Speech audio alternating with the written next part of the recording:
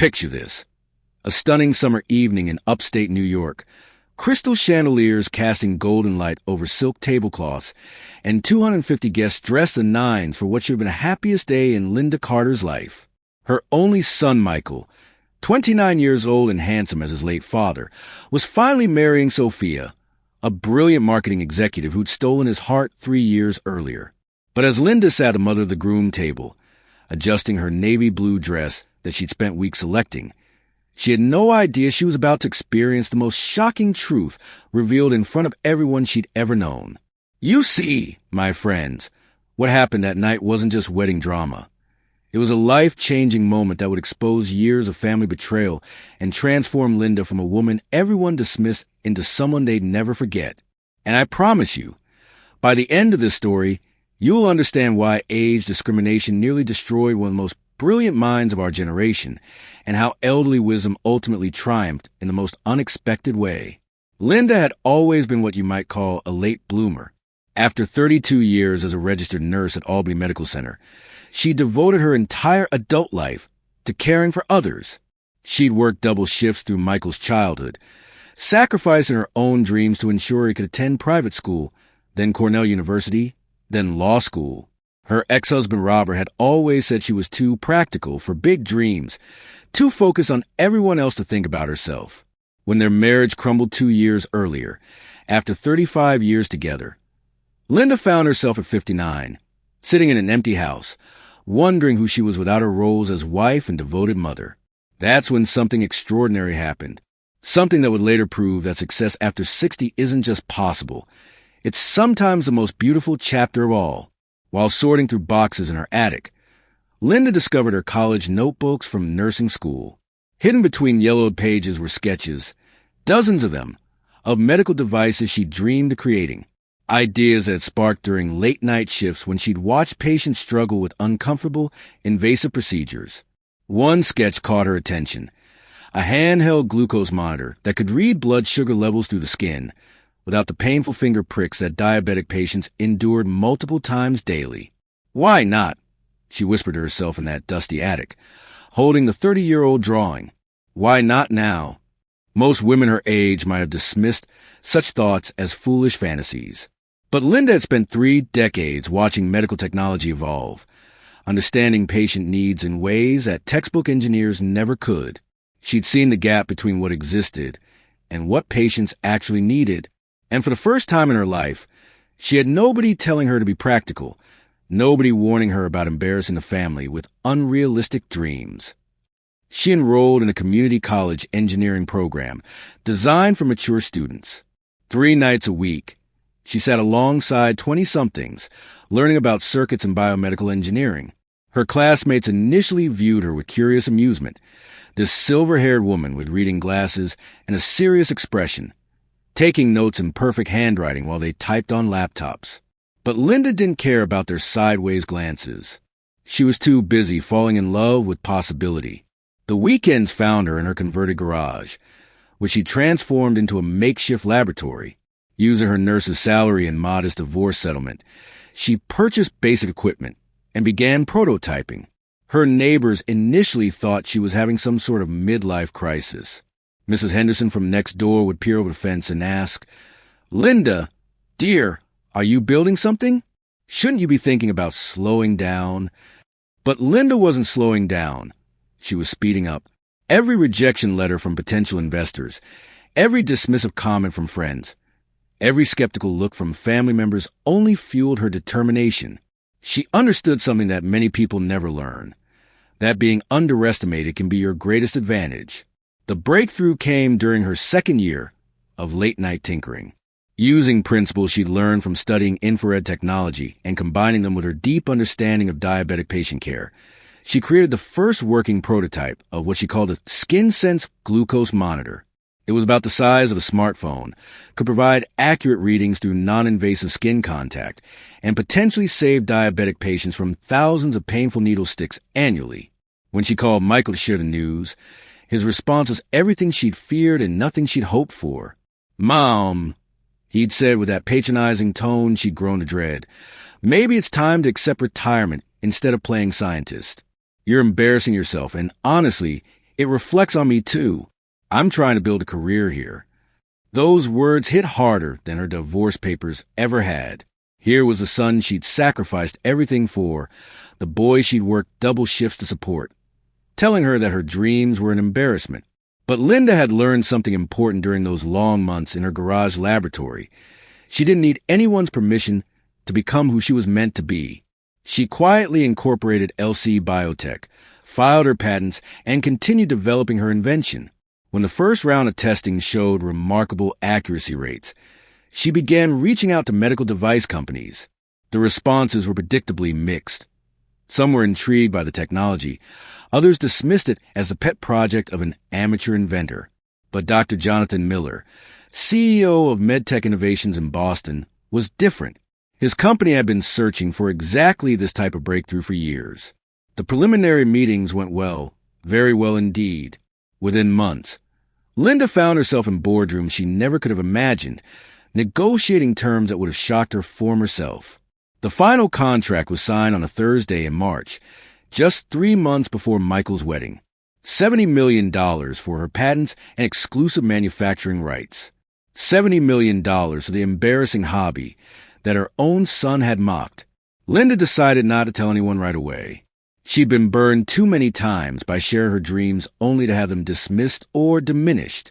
Besides, she thought with a small smile, Michael had specifically asked her not to embarrass him with her little projects. She would respect his wishes, at least for now. As she sat in that wedding venue, watching her son and his bride-to-be prepare for their big moment, Linda had no idea that Dr. Miller was also in attendance. Sophia's college roommate worked for his company, and he'd been invited as a guest of honor from the bride's side.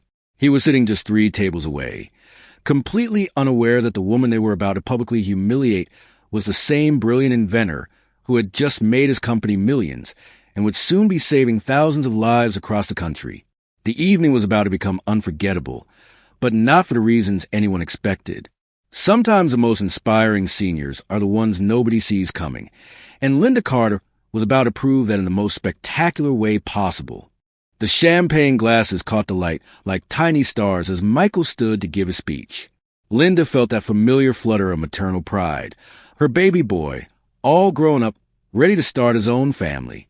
She'd been looking forward to this moment for months, imagining the touching words he might share about their journey together, perhaps acknowledging the sacrifices she'd made to get him to this point in his life.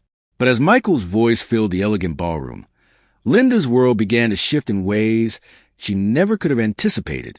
"Ladies and gentlemen," Michael began, his confidence apparent in every gesture, "I want to thank everyone for being here tonight to celebrate Sophia and me. We're surrounded by the people we love most, and that means everything." The crowd murmured appreciatively, wine glasses clinking softly throughout the room. "I also want to take a moment to talk about the women who shaped us," he continued, and Linda's heart swelled. Here it comes, she thought, the acknowledgement she'd been quietly hoping for. Sophia's mother taught her to be ambitious, to dream big, to never settle for less than she deserves. More applause. Linda smiled, nodding along. Mrs. Patterson was indeed a remarkable woman who'd built her own successful business from nothing. And my mother, Michael paused dramatically.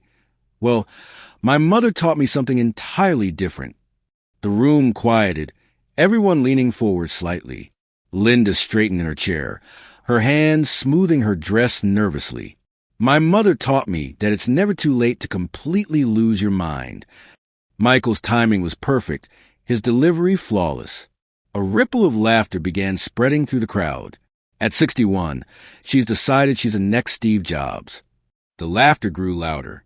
Linda felt heat rushing to her cheeks, but she maintained her smile, thinking this was just playful teasing. Sons joke about their mothers all the time, she told herself. But Michael wasn't finished. She's got this garage laboratory, and I use that term very loosely, where she's inventing medical devices. Our brilliant scientist mother thinks she's going to revolutionize healthcare. His air quotes around inventing felt like physical slaps to Linda's face. Sophia took the microphone next, her voice bright with manufactured enthusiasm. "Oh, you should see it. It's like a 70-year-old trying to be cool by using TikTok. The comparison drew roars of laughter from the younger guests. Linda spends her days playing with circuits and wires, convinced she's created something revolutionary. Bless her heart. The Southern phrase, bless her heart, might sound sweet to outsiders, but Linda knew exactly what it meant. It was a polite way of calling someone pathetically deluded. The laughter was getting louder, more sustained. She could see people at nearby tables whispering to each other, pointing in her direction. The best part, Michael continued, really warming up to his theme now, is that she actually thinks someone might want to buy her little contraptions. She's been sending them to real companies, trying to get meetings with actual executives. The crowd was eating it up. Linda watched faces she'd known for years. Michael's elementary school teachers, neighbors she'd helped during emergencies, colleagues in the hospital where she'd worked for 3 decades, all laughing at her expense. The woman who'd spent countless nights helping their children with scraped knees and broken hearts was now their evening's entertainment. We keep telling her, Sophia added with exaggerated patience, maybe it's time to take up gardening or volunteer at the library. You know, age-appropriate hobbies for someone in their golden years. More laughter, this time mixed with some uncomfortable murmurs. A few guests were beginning to sense that this roast was going too far, but the momentum had already built beyond anyone's control. Linda sat frozen in her chair, her face burning with humiliation. She wanted to stand up, to defend herself, to tell them exactly what they were laughing at. But this was her son's wedding day. These were his friends, his colleagues, his new in-laws.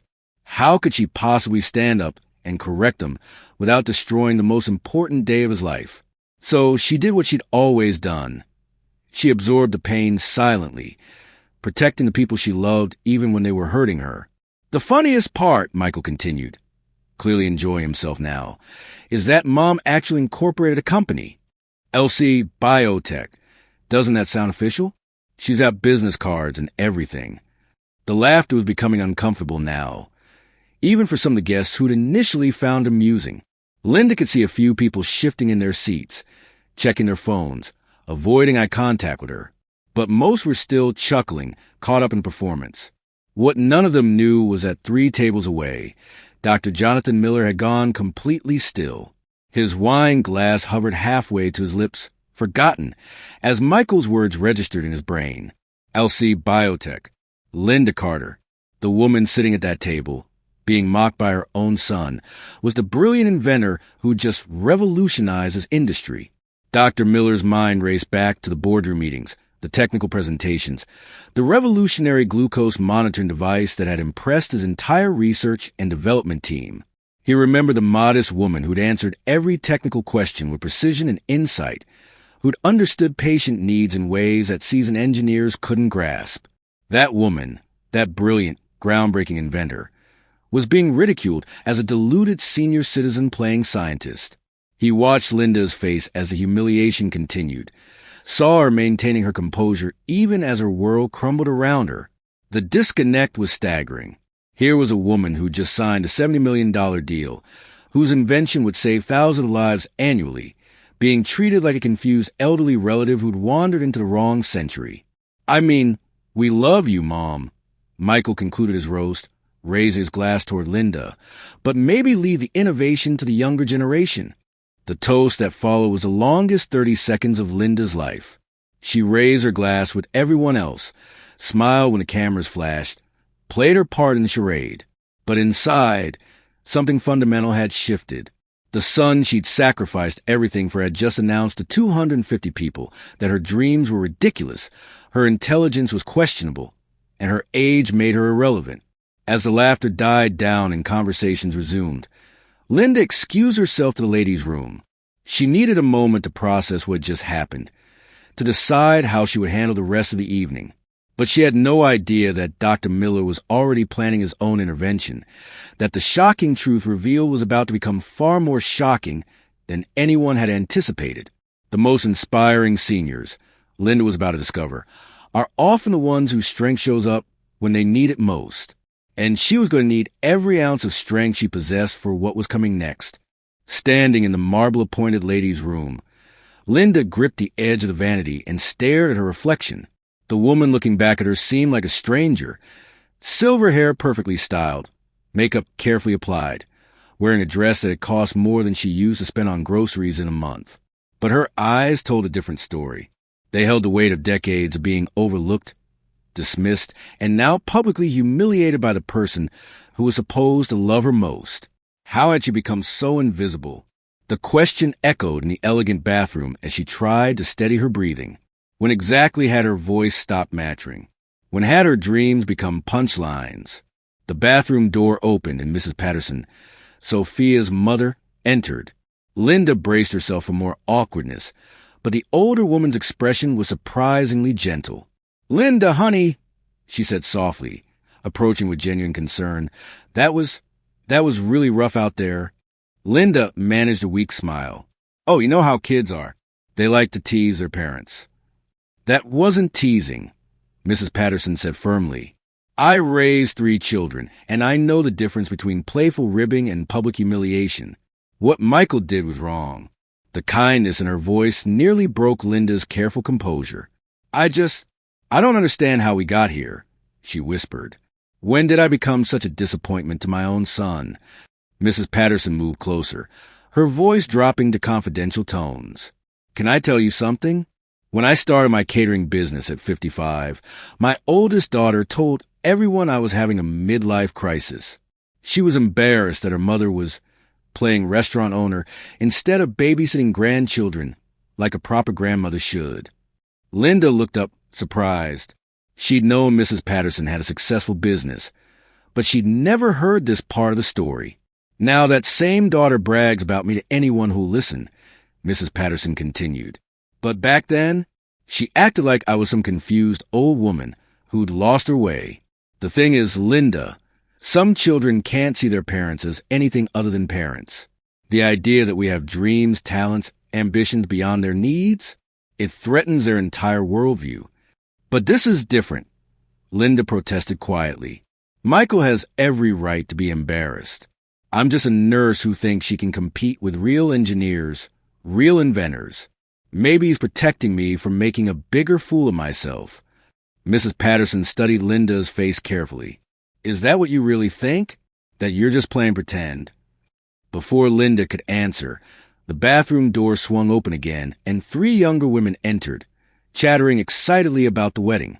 They fell silent when they saw Linda, their faces flushing with embarrassment. Clearly, they'd been discussing the speech. "Oh, Mrs. Carter," one of them said with forced brightness. "What a fun speech. Michael is so funny." The others nodded vigorously, their discomfort obvious. One of them mumbled something about needing to get back to their table, and they hurried into stalls, leaving Linda and Mrs. Patterson alone again. "You see that?" Mrs. Patterson asked quietly. "They're more embarrassed than you are. Deep down, everyone in that room knows what happened wasn't right. They're just too uncomfortable to address it." Linda touched up her lipstick with shaking hands. "I should get back. I don't want to miss the first dance." "Linda," Mrs. Patterson said, placing a gentle hand on her arm, "I don't know what you've been working on in that laboratory of yours, but I can tell you something with certainty. A woman doesn't spend 3 decades caring for the sick without developing some pretty remarkable insights about healing. If you think you've invented something worthwhile, I trust that instinct." The words were like a small candle in a very dark room. Linda felt tears threatening again, but this time they weren't entirely from humiliation. When was the last time someone had expressed confidence in her judgment? "Thank you," she managed. "That means more than you know." As they walked back toward the ballroom together, Linda tried to process the conversation. Mrs. Patterson was right about one thing. She did have insights that others might not. 3 decades of watching patients struggle with daily medical challenges, of seeing the gap between what technology offered and what people actually needed. Her invention wasn't born from theoretical knowledge. It came from real-world observation, from genuine caring about human suffering. But as they approached their tables, Linda could feel the changed atmosphere. Conversations quieted as she passed. People offered sympathetic smiles that somehow felt worse than outright laughter. She'd become an object of pity, the deluded mother everyone felt sorry for. Michael was dancing with Sophia when Linda returned to her seat, their joy evident in every movement. Watching them, she felt the familiar conflict that had defined her motherhood. the desire to protect her child's happiness even at the cost of her own dignity. He looked so handsome, so confident, so successful. Why should his wedding be overshadowed by his mother's hurt feelings? The thought process was so automatic, so ingrained, that Linda almost missed its significance. There was again the instinct to minimize herself, to disappear rather than create discomfort for others. She'd been doing for so long that it felt natural, inevitable. But sitting there in that beautiful ballroom, surrounded by flowers and candlelight and the sound of celebration, something began to shift inside her. Maybe it was Mrs. Patterson's words, or maybe it was simply reaching the limit of how much shrinking one person could do.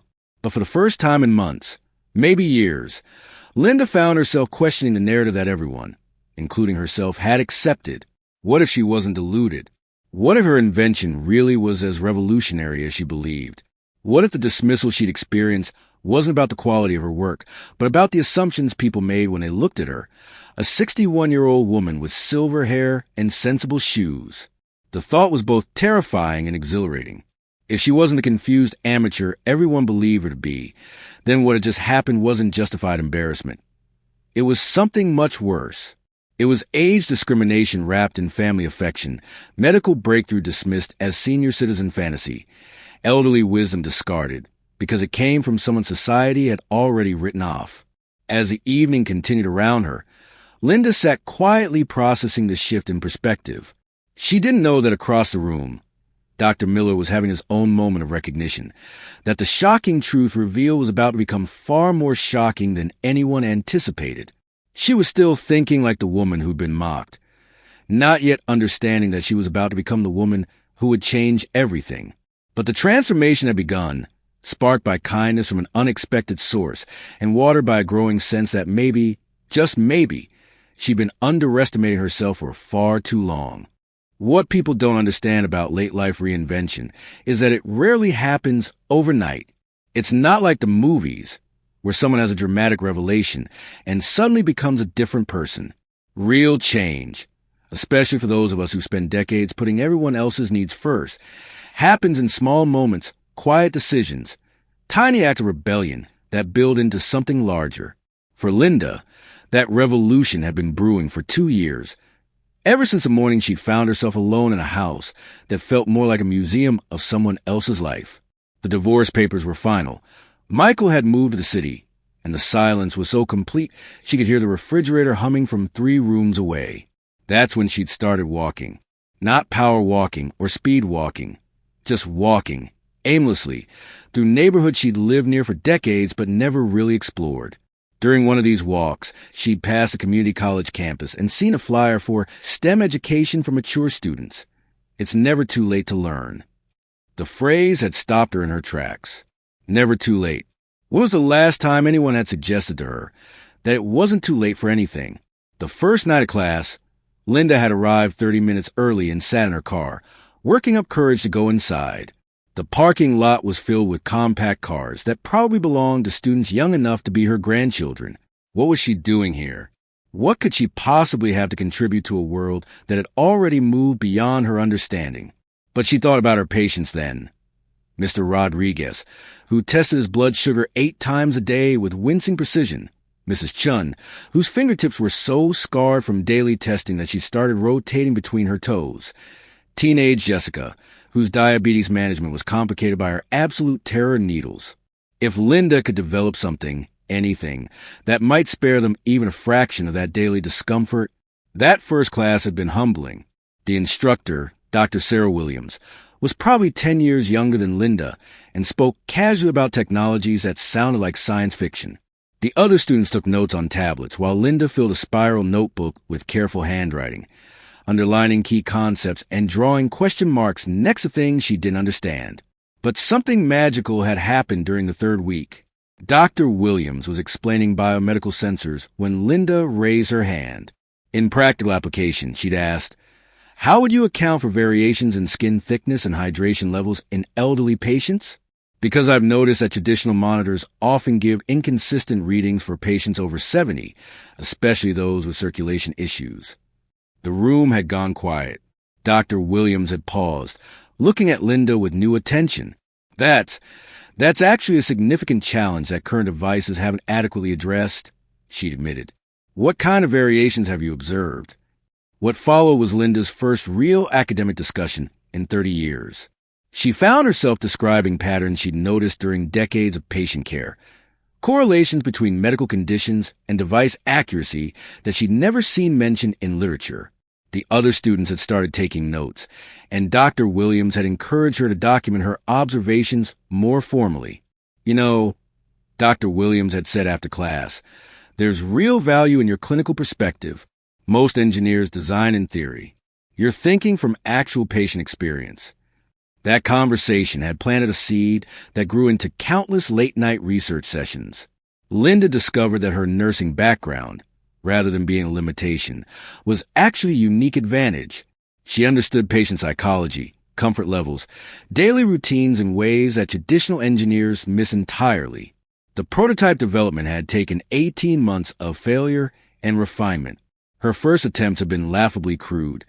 Circuits that sparked, readings that made no sense, devices that looked like they'd been assembled by a well-meaning but incompetent amateur, which, she supposed, was exactly what she was.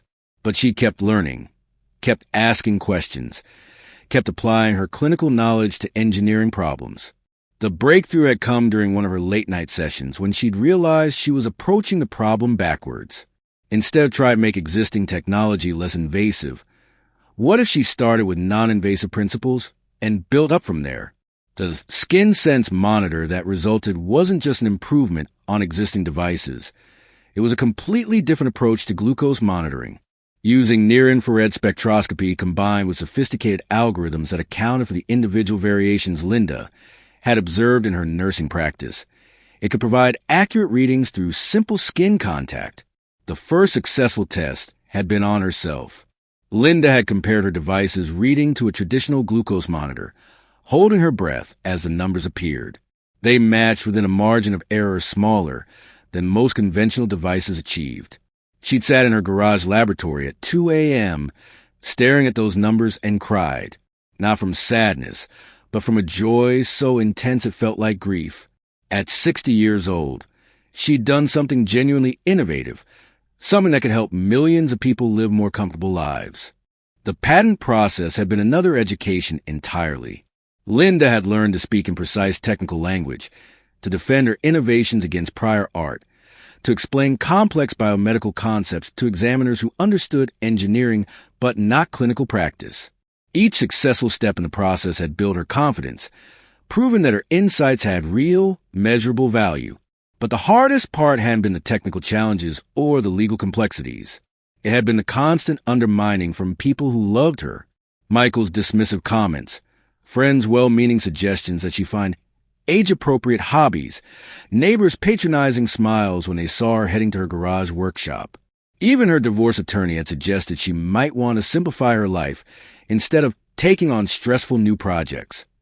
The assumption seemed universal. At 61, she should be winding down, not starting up. Her dreams were cute at best, delusional at worst. The idea that she might actually be capable of innovation, of contributing something valuable to the world, struck everyone as either adorable or concerning, which made Dr. Miller's interest so validating. Their first meeting had been surreal. Walking into the gleaming MedTech Innovations headquarters, being treated as a serious inventor rather than an eccentric grandmother. Dr. Miller and his team had asked technical questions, challenged her assumptions, pushed her to explain her methodology. And when she'd answered successfully, they'd looked at her with respect. Not affection, not tolerance, not pity. Respect. The $70 million deal had been life-changing in ways beyond the financial. It had validated everything she believed about her capabilities, everything she'd hoped about her potential contribution. She was not deluded. She was not too old. She was not playing at being an inventor. She was an inventor with a patent portfolio and a device that would soon be helping patients across the country. Sitting at Michael's wedding, remembering that journey, Linda felt something shifting inside her. The laughter still stung. The humiliation was still fresh. But underneath it was something stronger, the knowledge of who she actually was versus who everyone believed her to be. Dr. Jonathan Miller had built his reputation on recognizing breakthrough innovations before anyone else did. It was this instinct that had turned medtech innovations from a struggling startup into a billion-dollar medical device empire. He'd seen brilliant minds dismissed by others, watched competitors overlook game-changing technologies because they came from unexpected sources. But what he was witnessing at this wedding challenged even his understanding of how completely people could misjudge potential. The woman being mocked on that makeshift stage was Linda Carter. Not just any Linda Carter, but the Linda Carter whose revolutionary glucose monitoring system had just earned his company the most significant technological acquisition in their corporate history. The modest inventor who'd impress his entire research and development team with her deep understanding of patient needs and technical precision was being ridiculed as a confused senior citizen playing scientist. The cognitive dissonance was staggering. Dr. Miller set down his wine glass and really looked at Linda for the first time that evening. From across the room, he could see her maintaining her composure with remarkable dignity, smiling politely while her own son destroyed her reputation in front of 250 guests.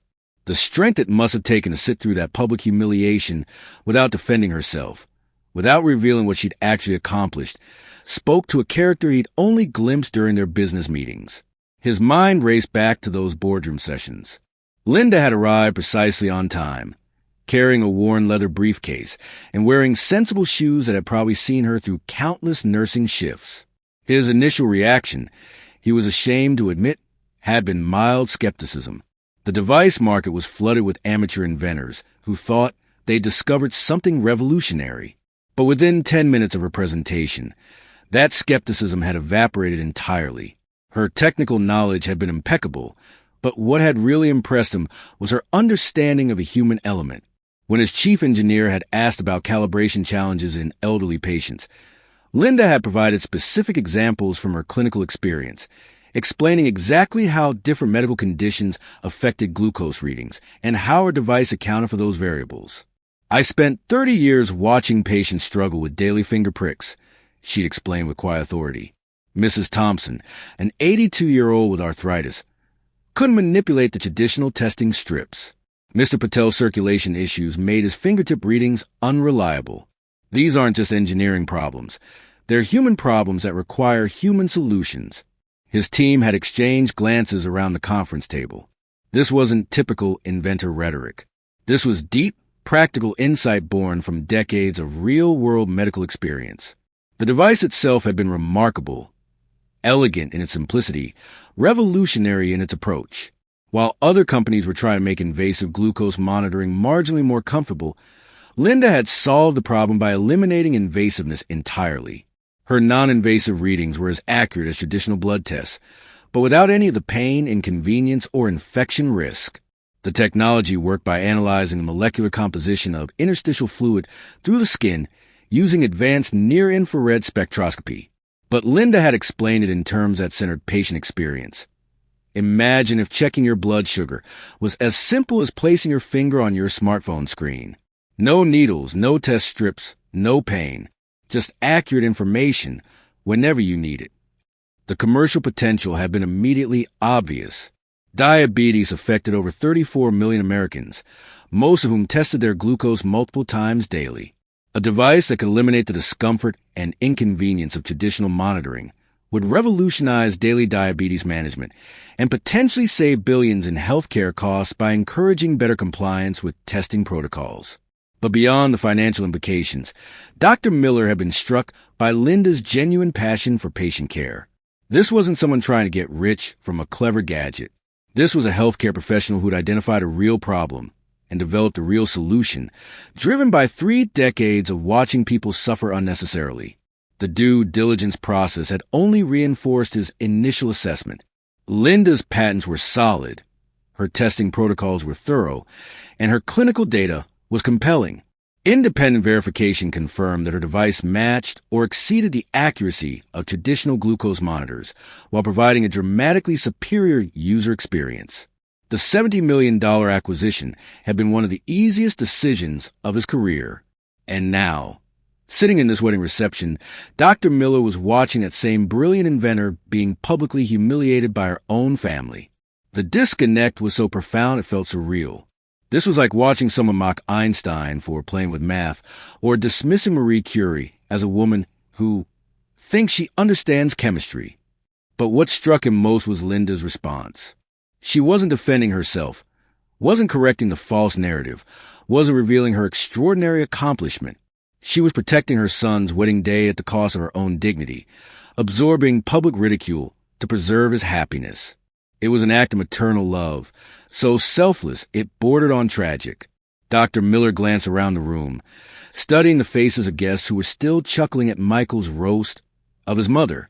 They had no idea they were laughing at one of the most significant medical innovations of the decade. They were dismissing elderly wisdom as senile fantasy, age discrimination disguised as family humor.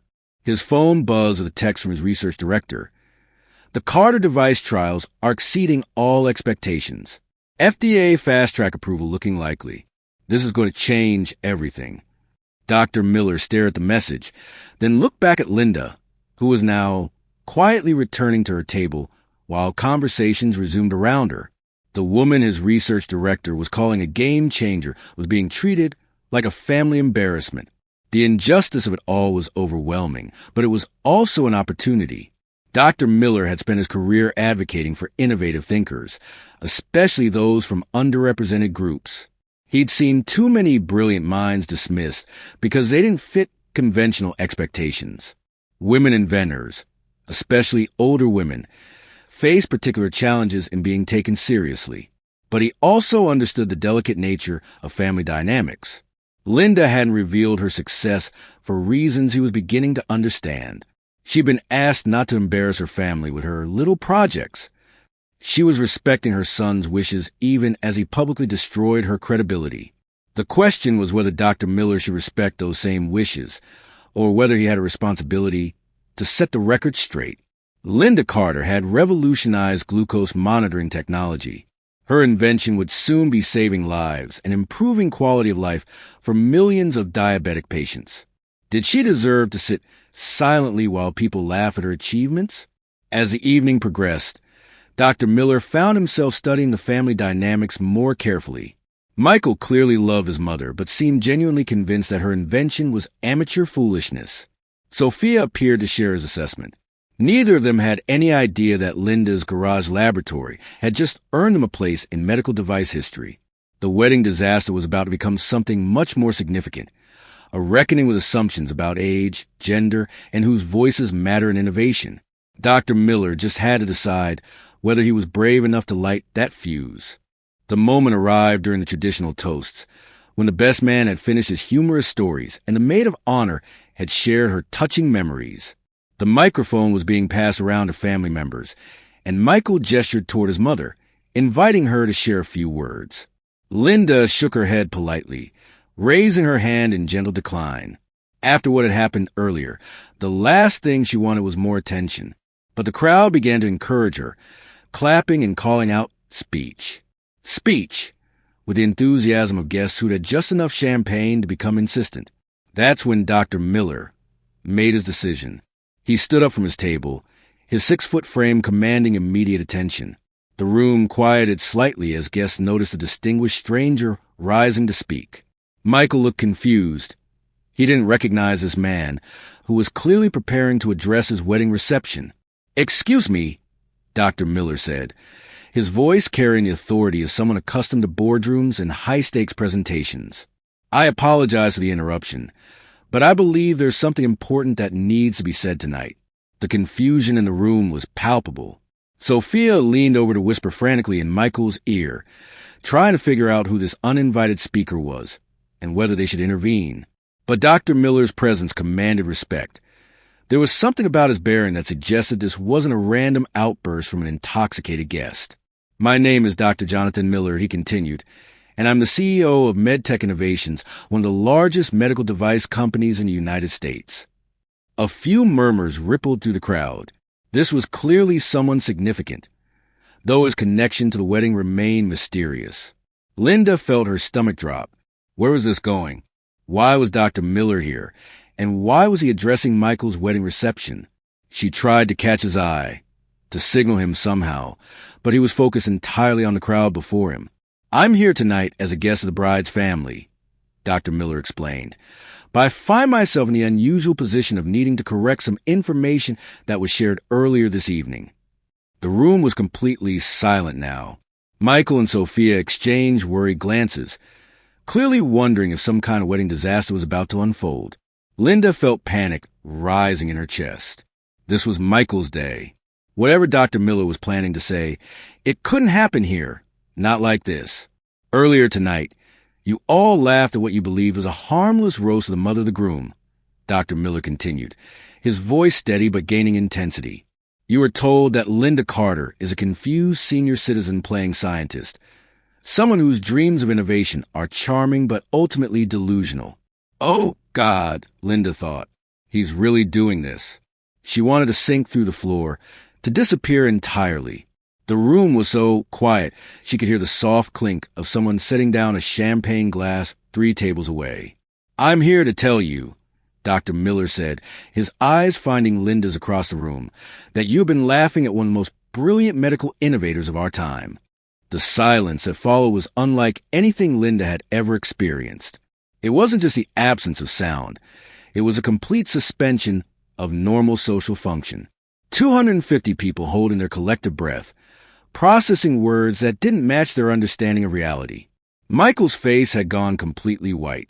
Sophia looked as if she'd been physically struck. The guests at nearby tables were staring openly now, trying to reconcile the confident businessman speaking with authority about Linda Carter. Linda Carter, the delusional amateur inventor they'd been mocking just hours earlier. 3 months ago, Dr. Miller continued, his voice carrying to every corner of the ballroom. MedTech Innovations purchased the patent rights to a revolutionary glucose monitoring device. This device, which will soon be available to diabetic patients across the country, represents the most significant advancement in non-invasive blood sugar monitoring in decades. He paused, letting the information sink in. Linda could see people doing mental calculations, trying to understand what this meant. The device was invented, developed, and perfected by Linda Carter, working in what you've been calling her garage laboratory. The purchase price for her patents and exclusive manufacturing rights was $70 million. The number hit the room like a physical force. Someone gasped audibly. Linda heard a chair scrape as someone stood up abruptly, then sat back down. The cognitive dissonance was overwhelming. $70 million for the cute hobby they'd been ridiculing. Michael looked like he might be sick.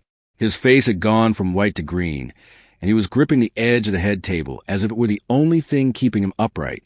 Sophia had covered her mouth with both hands, her eyes wide with horror as the implications of what they'd done began to register. "Mrs. Carter's invention isn't a toy or a fantasy," Dr. Miller continued relentlessly. "It's a device that will eliminate painful finger pricks for millions of diabetic patients.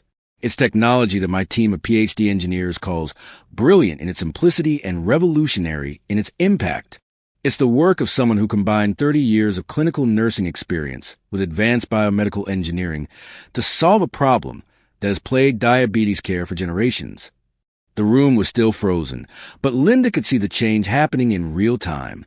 The dismissive amusement was being replaced by something much more complex.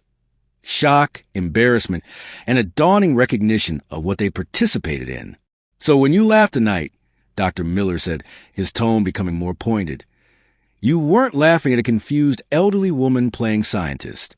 You were laughing at someone whose innovation will save lives, whose persistence through ridicule and dismissal led to one of the most significant medical breakthroughs of the decade." He turned to look directly at Michael, who seemed to be struggling to process what he was hearing. And when family members suggested that Mrs. Carter should find age-appropriate hobbies instead of embarrassing herself with unrealistic dreams, they were asking one of the most accomplished inventors in medical device history to give up the work that defines her. The wedding disaster was complete, but not in any way anyone could have anticipated. This wasn't a cake falling over or a fight between relatives. This was a complete inversion of an evening's narrative, the shocking truth revealed in the most public way possible. In the silence that followed Dr. Miller's revelation, Linda could hear her own heartbeat thundering in her ears. The ballroom felt frozen in time, like a photograph of a moment too impossible to process in real time. She watched faces around the room cycling through emotions, confusion, disbelief, dawning comprehension, and finally, profound embarrassment. Michael was the first to move.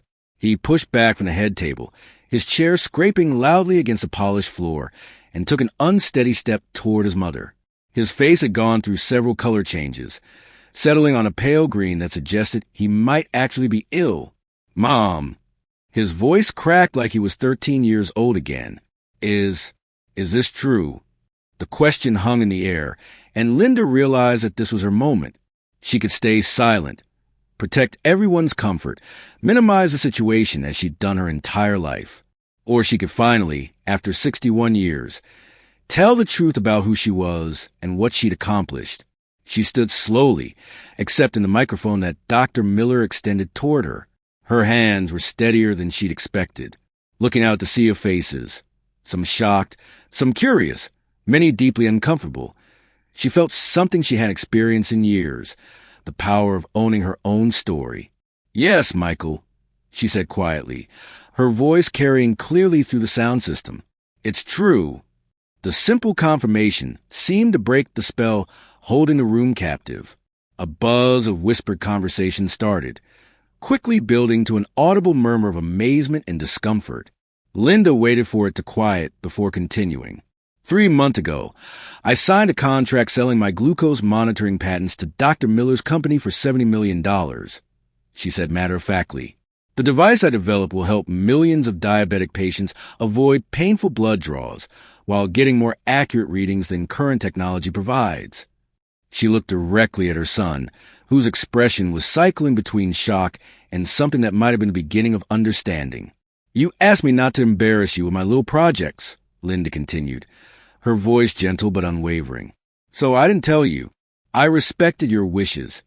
Even after I incorporated LC Biotech, even after the first successful trials, even after the patent approvals, even after the contract signing."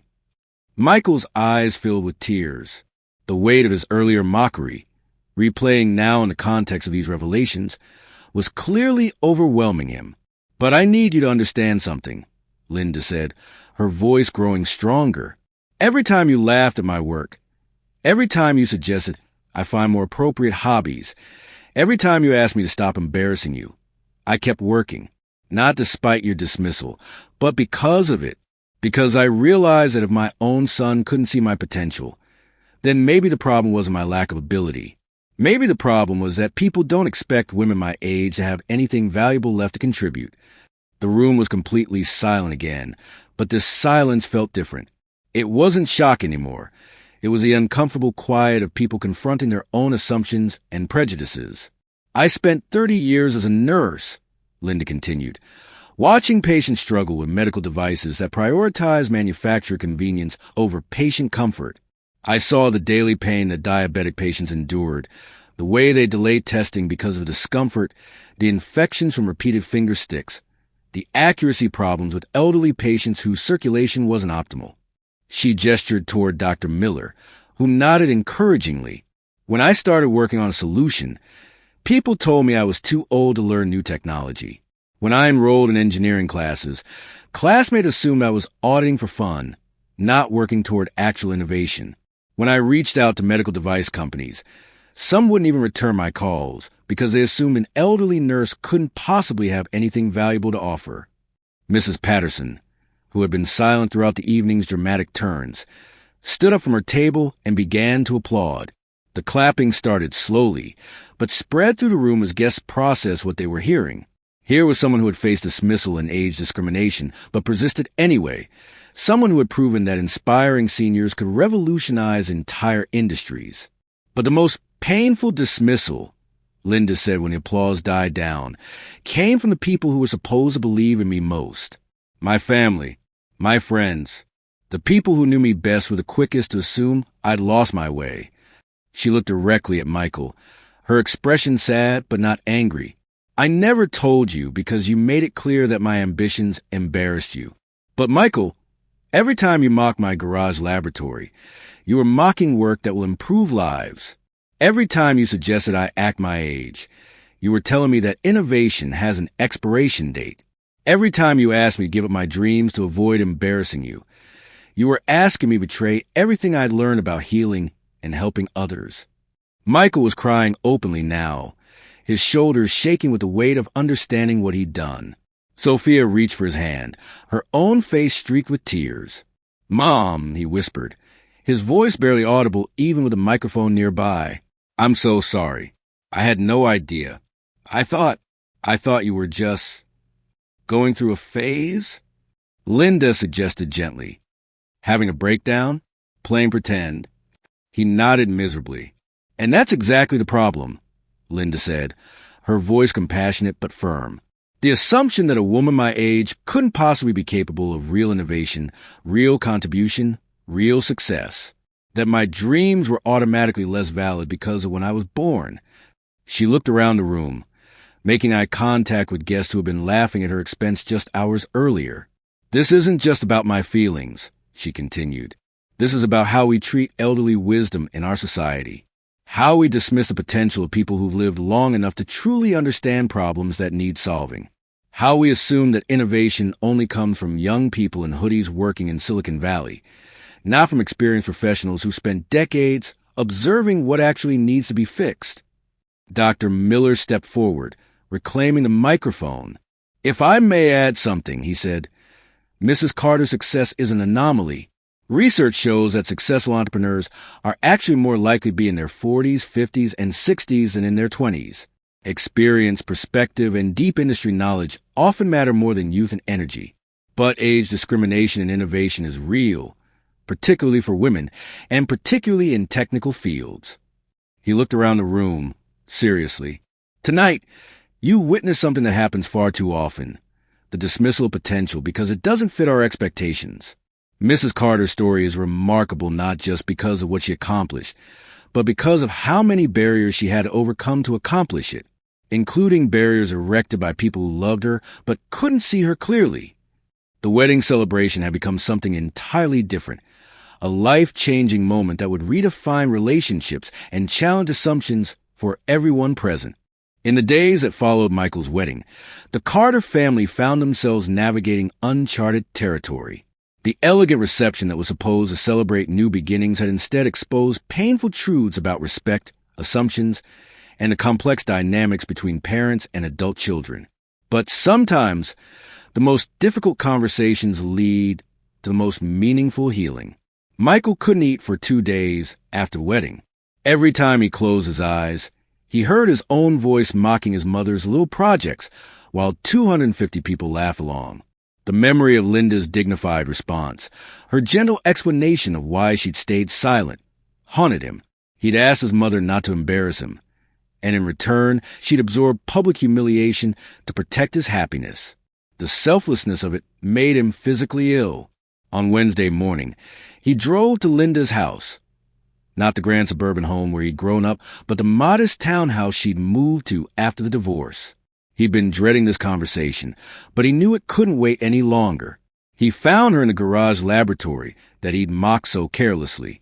Seeing it now, really looking at it for the first time, he was struck by how organized and professional everything appeared. This wasn't the amateur hobby setup he'd imagined. There were proper workbenches, sophisticated equipment, detailed charts and diagrams covering the walls. It looked like exactly what it was, a serious research and development facility operated by someone who knew what she was doing. Linda looked up from a technical manual she was reading, her expression carefully neutral. "Hi, sweetheart," she said softly. "How are you feeling?" The kindness in her voice, the immediate concern for his well-being despite everything that had happened, broke something open inside him. Michael sat down heavily on a lab stool and put his head in his hands. "Mom, I am so sorry," he said, his voice muffled. "I don't even know where to start apologizing. What I did at the wedding, what I've been doing for months. I was wrong about everything." Linda set down her manual and moved closer, but she didn't immediately offer comfort. She was waiting, Michael realized, for him to actually understand what had happened, not just feel bad about it. "Can you help me understand," she said gently, "why you were so determined to discourage me? Even before you knew what I was working on, you seemed almost angry about my taking classes, about my spending time out here." Michael looked up, meeting her eyes for the first time since entering the garage. The question forced him to examine motivations he hadn't wanted to acknowledge. "I think," he started, then stopped, trying to find honest words. "I think I was scared." "Scared of what?" "Scared that you were falling apart," he admitted. "The divorce, Dad leaving, you suddenly taking college classes, and staying up all night working on inventions. It felt like you were having some kind of breakdown. Like maybe losing your marriage had made you lose touch with reality." Linda nodded, encouraging him to continue. "And if I'm really honest," Michael said, his voice growing smaller, "I was scared of what people would think.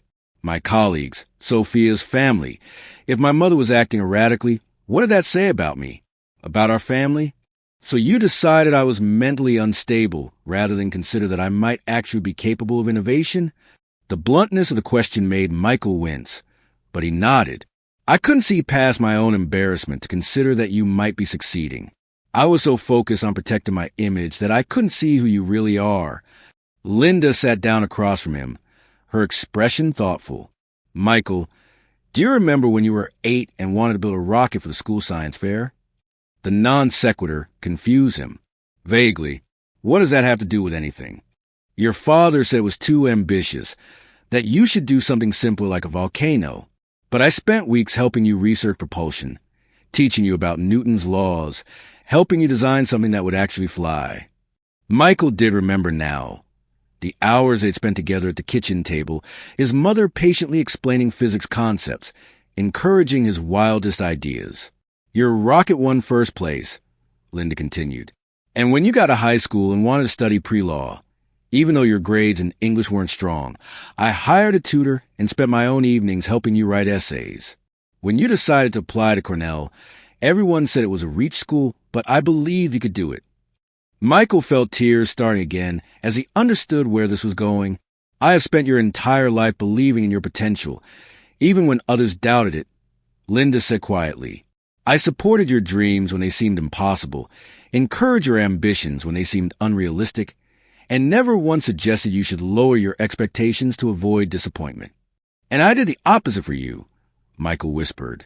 "The moment I showed ambition beyond what you thought was appropriate for a woman my age, you decided I was delusional," Linda confirmed. "The son I raised to reach for impossible dreams told his mother to settle for age-appropriate hobbies." The pain in her voice was carefully controlled, but Michael could hear it clearly. He'd wounded the person who had championed him most consistently throughout his life. "How do I fix this?" he asked. "How do I make this right?" Linda was quiet for a long moment, studying his face. "I need to know that you understand this isn't just about hurt feelings," she finally said. "This is about how you see older people, how you see women, how you see innovation and potential. If you think my success is just an exception, if you still believe that most people my age should stick to traditional retirement activities, then you haven't really learned anything." Michael nodded slowly. "You're right. This is bigger than just you and me. I dismissed you because I had assumptions about what people your age could accomplish. I bought into age discrimination without even realizing it." "And the women inventors part?" Linda prompted. "I assumed that real innovation comes from young men with technical backgrounds," Michael admitted. "I couldn't imagine that someone with your background could develop cutting-edge technology. I was completely wrong about that, too." They sat in silence for a while, surrounded by the evidence of Linda's remarkable achievement. Finally, Michael spoke again. "Mom, I want to learn about your work, about what you accomplished, about how I can support you better going forward. I want to understand what you're passionate about instead of assuming it's not worth understanding." Linda smiled for the first time since he'd arrived. "I'd like that," she said. "But, Michael, I also need you to understand that my forgiveness doesn't depend on my success. Even if my invention had failed, even if I'd never made a dollar from it, you still should have supported my right to try. Your love and respect shouldn't be conditional on whether my dreams come true." "You're absolutely right," Michael said. "I should have believed in you regardless of the outcome. I should have been proud of you for trying, not embarrassed by your ambition." For the first time in months, Linda reached over and hugged her son. It was a start, 6 months after the wedding that nobody in the Carter family would ever forget, Linda stood on the stage at the National Convention for Women in STEM, looking out at an audience of 800 women ranging in age from college students to retirees in their 80s. The auditorium buzzed with the energy of minds eager to learn, to innovate, to prove that brilliant ideas don't come with expiration dates. "When I was 59 years old," Linda began, her voice clear and confident, "my marriage ended, my son moved away, and I found myself asking a question that terrifies many people. Now what?" Knowing chuckles rippled through the audience. These women understood the feeling of standing at life's crossroads, wondering if it was too late for new chapters. "Society had plenty of suggestions for me," she continued with a slight smile. "Volunteer at the library, take up gardening, learn to watercolor, find age-appropriate hobbies that wouldn't embarrass my family or challenge anyone's expectations about what a 60-year-old divorced nurse should do with her remaining years." The audience was completely engaged now, leaning forward in their seats. Linda had become something of a legend in certain circles, the woman who'd revolutionized glucose monitoring while being dismissed as a delusional amateur by everyone who knew her. Instead, I chose to believe something radical, that my 6 decades of life experience weren't a limitation, but an advantage, that my years of observing patient struggles weren't just career history, but research data, that being underestimated wasn't a burden, but potentially the greatest gift I could receive. The SkinSense glucose monitor had indeed changed everything, just as Dr. Miller had predicted. Within 4 months of FDA approval, it had captured 30% of the home glucose monitoring market. Diabetic patients were embracing the pain-free testing experience, and clinical studies showed dramatically improved testing compliance when patients could check their glucose levels without discomfort.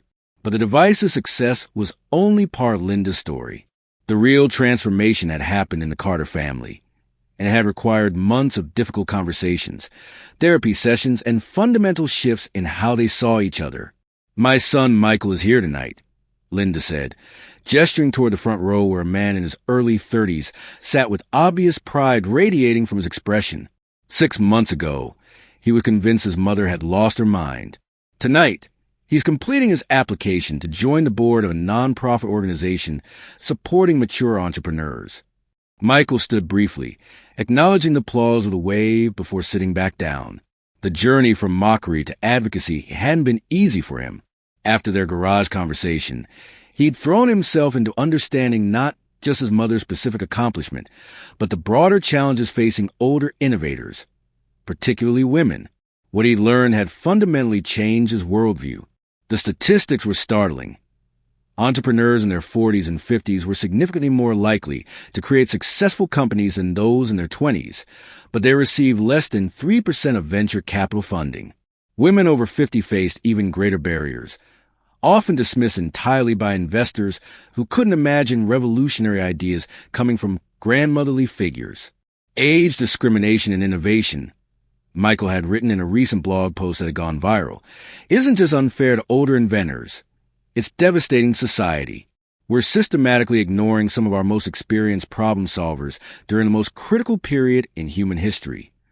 Sophia had undergone her own transformation, initially defensive about her role in the wedding drama. She'd eventually recognized that her dismissal of Linda's work reflected her own unconscious biases about aging and gender. She now managed social media for LC Biotech, helping to share Linda's story and connect with other women inventors who'd faced similar challenges. "The most important lesson I've learned," Linda continued her speech, "isn't about glucose monitoring or patent law or even entrepreneurship. It's about the stories we tell ourselves about potential.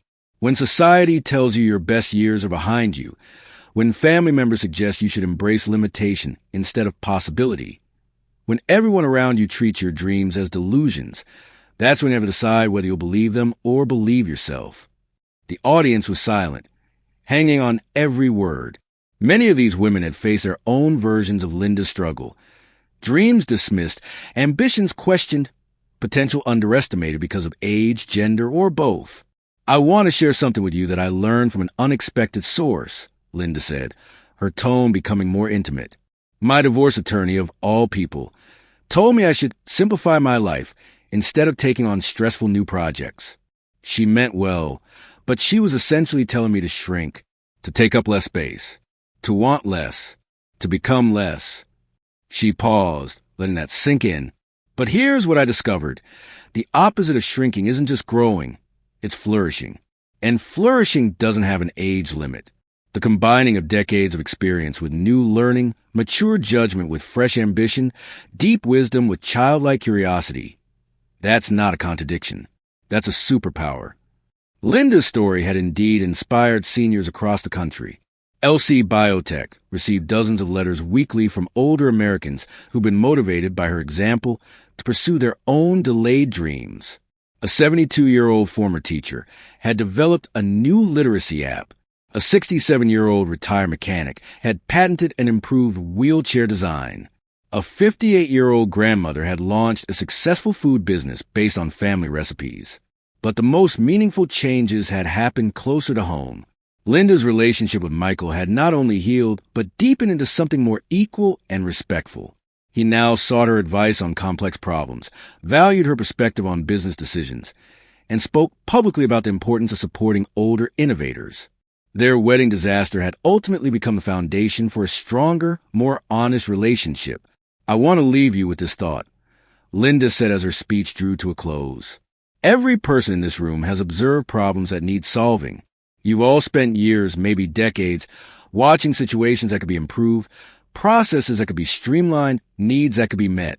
Your age hasn't erased those observations. It's enriched them. Your experience hasn't made you less capable of innovation. It's made you more focused on innovation that actually matters. She looked out at the sea of faces, seeing her younger self in many of them. Women who'd spent so much time caring for others that they'd forgotten to invest in their own potential. The world needs your solutions, Linda concluded. But more than that, you deserve the chance to pursue them. Don't let anyone, not even people who love you, convince you that your time for greatness has passed. Your most important work might be ahead of you, not behind you.